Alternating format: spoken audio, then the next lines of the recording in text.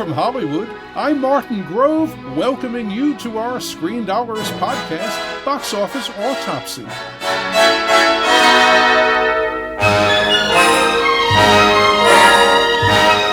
Right now, we'll look at the movie marketplace and analyze how things are going and where they're going, sharing some opinions from my perspective after decades of talking about Hollywood on CNN Entertainment Tonight and as a Hollywood Reporter columnist.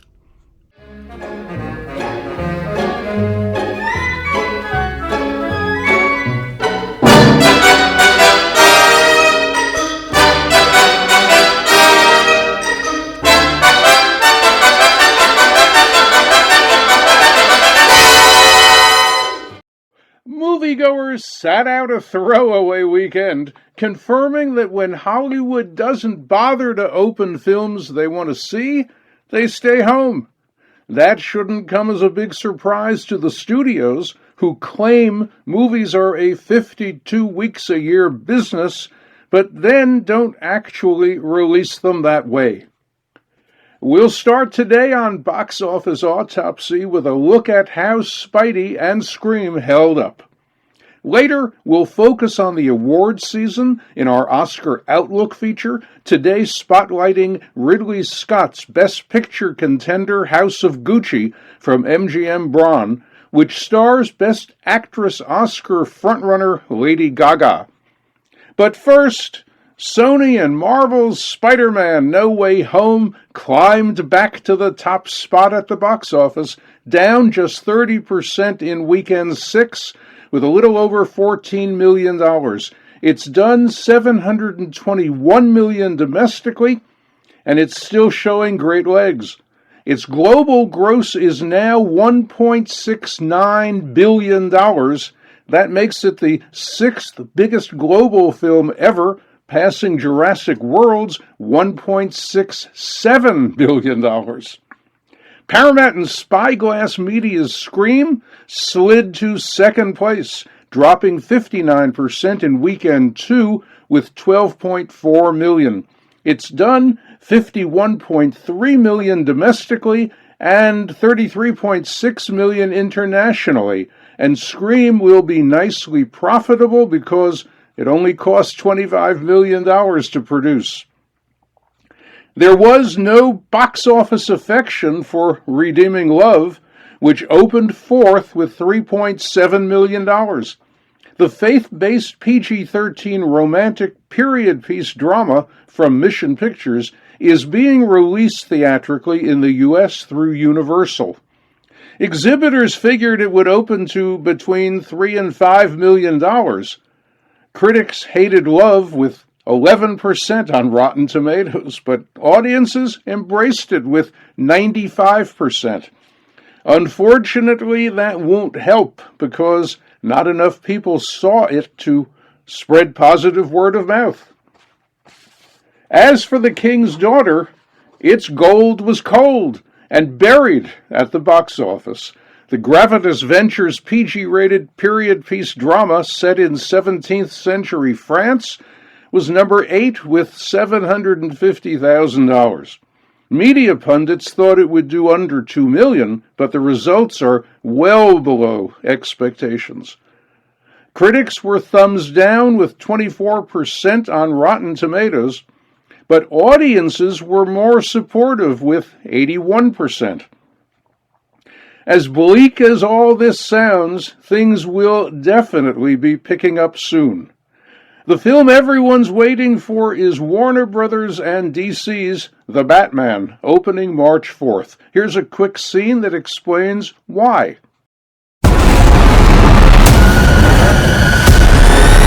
Bruce Wayne. Sorry? I wouldn't be bothering you here, but your people keep telling me you're unavailable.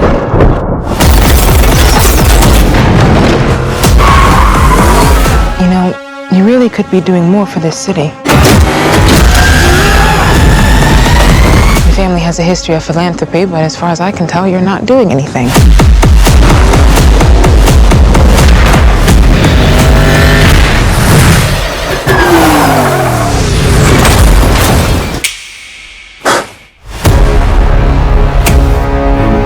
The Riddler.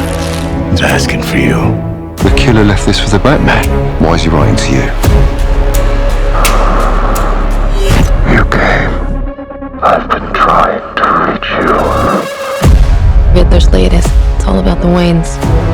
If we don't stand up, no one will. You got a lot of cats. I have a thing about strays. The Bat and the Cat. Well, The Bat and the Cat should be a lifesaver for exhibitors. This is the first real event film since Spidey opened last December, and it has the franchise awareness to recharge the box office batteries Hollywood ignored in January, with the exception of Scream. The Batman is from Matt Reeves, who directed 2 episodes in the Planet of the Apes franchise. It stars Robert Pattinson as Bruce Wayne and Batman, and Zoe Kravitz as Selina Kyle and Catwoman. While it's great that it's not opening day and date on HBO Max, it's needlessly bad news that the Batman runs 175 minutes. Yes, that's nearly 3 hours. It's the longest Batman ever, and being overlong will cost exhibitors a showing daily. Also upcoming, and a safe bet to keep the multiplexes busy, is Sony and Marvel's PG-13 action thriller Morbius, which was tracking huge when it was set to open January 28th. It's now been bumped to April 1st, where, no fooling, it should do huge business and get the spring off to a lively start. Let's take a quick listen to Jared Leto talking about making Morbius. Morbius is a Marvel character who's been an important part of the universe. He's brilliant. A cure. It's finally possible. He's strong. He's got some unique powers, but his powers seem to be out of his control. What's happening? I love the opportunity to do something transformational. I've become something different. It was a very intense physical role. Morbius at his most frail and then most monstrous. This superhero, supervillain, putting a new Marvel character on screen that had never been on screen before. It'll be fun to see where we could go with that. There's a web of opportunity. Jared Leto is one of the most versatile actors on the planet these days, so it's not surprising to find him up for awards consideration in a totally different kind of role than Dr. Morbius. Our Oscar Outlook focus today is on Ridley Scott's Best Picture contender, House of Gucci, from MGM BRON. Jared Leto is just one of the biodrama's all-star cast, which includes Lady Gaga, Adam Driver, Jeremy Irons, and Al Pacino. Let's listen in now as Lady Gaga talks about working with Ridley Scott. I feel so honored and I feel so grateful to have worked with the legendary Ridley Scott on this film. And just in general, I mean, he's someone that I would describe as a architectural visionary. He's painterly in the way that he approaches his films. He's also a mathematician, and the camera work is geometry.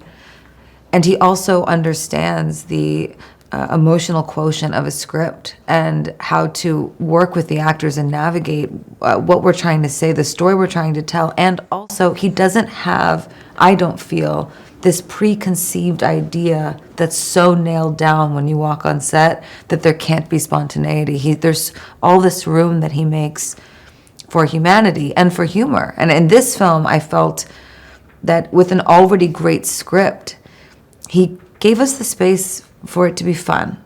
Before we look at Gucci's Oscar prospects, here's Ridley Scott talking about finally getting the movie made after trying for 20 years. This is based on a book by Sarah Fordham, The House of Gucci. It was brought to my attention, funnily enough, by my wife, who's a producer, has done several things, not with me. This would be the first thing I've ever done with Janina. And she said, this is a really interesting story. And that was 20 years ago. So in the 20 years we've been trying to get it written where you have the balance of what actually happened with the personal side of the story, which is constantly offset against the evolution of the business. And so it was an interesting thing of a family history, a grand family history, almost Italian royalty in the fashion industry, and which led to destruction of the family. The awards buzz for Gucci is strong, and it started early in the season. In the most significant awards race to date, the Screen Actors Guild nominated it as one of 5 best performances by a cast. That's SAG's equivalent of a Best Picture nomination. And that matters because actors make up the Academy's largest voting branch. So you like to have the actors liking your movie because they've got a lot of weight within the Academy. Lady Gaga is a Best Lead Actress nominee for playing Patrizia Reggiani, who marries Gucci heir Maurizio Gucci and eventually hires a hitman to kill him. Jared Leto has a Best Supporting Actor nom for playing fashion designer Paolo Gucci, one of the family's most flamboyant members and, needless to say, one of the film's showiest roles. It helps that both Lady Gaga and Jared Leto are also Critics' Choice Awards nominees.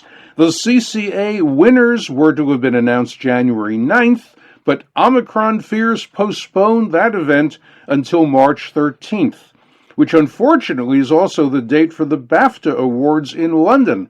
Now, double nominees will not be able to be in 2 places at once, so they're going to have to decide where they think they have their best shot of winning. Some of them will be in London, some of them will be with the Critics' Choice people here in LA, but they can't be in 2 places at once. Now, if the critics had announced in January as first intended, and if Lady Gaga or Jared Leto had won then, that would have given either or both of them a big boost as this season drags on. Gucci, by the way, is not a Critics' Choice Awards nominee for Best Picture or Director. Of course, the Academy vote could go very differently on nominations in those categories.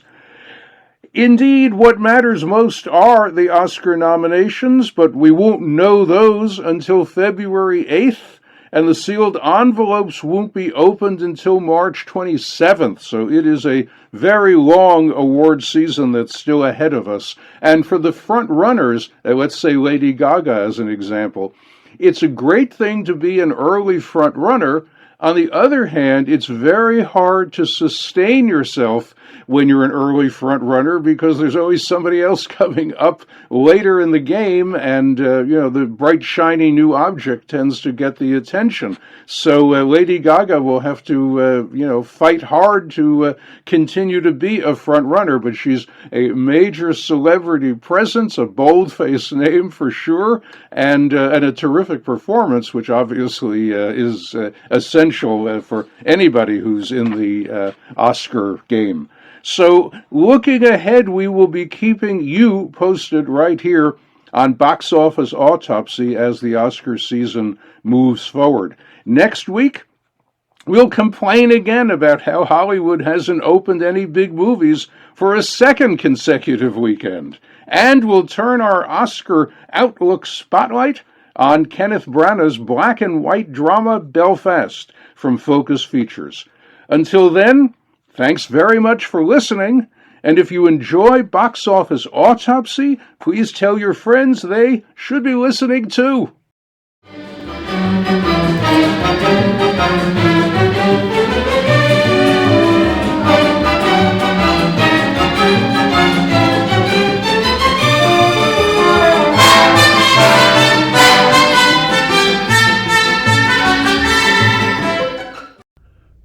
Time now for our film flashback look at what was happening in Hollywood right around now, way back then.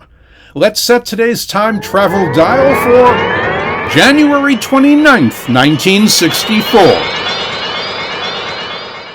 Stanley Kubrick's Cold War satire Dr. Strangelove, which opened January 29, 1964, would have arrived months earlier, but was delayed by President John F. Kennedy's assassination. A test screening of Dr. Strangelove, or How I Learned to Stop Worrying and Love the Bomb, the movie's full title, had been set for November 22, 1963, the day JFK was killed in Dallas. It would have premiered soon afterwards, but Columbia Pictures rescheduled it for late January, hoping that by then moviegoers would be back in the mood for a dark comedy. Strangelove, now a critically acclaimed classic, was a sensitive film to market because its plot is driven by a deranged U.S. Air Force general planning a nuclear sneak attack on the Soviet Union, creating a crisis destined to end in a nuclear holocaust when the Soviets respond. With little time in which to stop the general or convince the Soviets the attack wasn't intentional, President Merkin Muffley, one of the three roles played by Peter Sellers, convenes a Pentagon war room meeting of politicians and military brass. Strangelove's plot seemed a bit far-fetched 58 years ago, but it's unfortunately much more believable in today's climate of political mistrust. Sterling Hayden as Brigadier General Jack D. Ripper of Burleson Air Force Base maintains the fluoridation of our water supply is a Soviet plot to poison Americans. Ripper sets up a nuclear strike without the knowledge of the President or Joint Chiefs of Staff Chairman General Buck Turgidson, played by George C. Scott. Ripper alone knows the code that can stop his B-52s. Meanwhile, Sellers as RAF Group Captain Lionel Mandrake claims he can call off the bombers, but is being held on the base under Ripper's orders. In the war room, Muffley and Turgidson are asking nuclear scientist Dr. Strangelove, Sellers' third role, how to keep this from mushrooming into a full-scale nuclear war. That war room was to have been the setting for the film's final scene, a massive pie fight, which was filmed but ultimately scrapped. Kubrick, who went on to make the 1968 classic 2001 A Space Odyssey, said it just wasn't consistent with the film's satiric tone. Others counter that after Kennedy's assassination, Columbia was nervous about the scene in which Muffley is hit in the face by a cream pie, and the general declares, "Gentlemen, our gallant young president has been struck down in his prime." Kubrick, however, insisted he cut the scene while editing for the November 22nd test screening.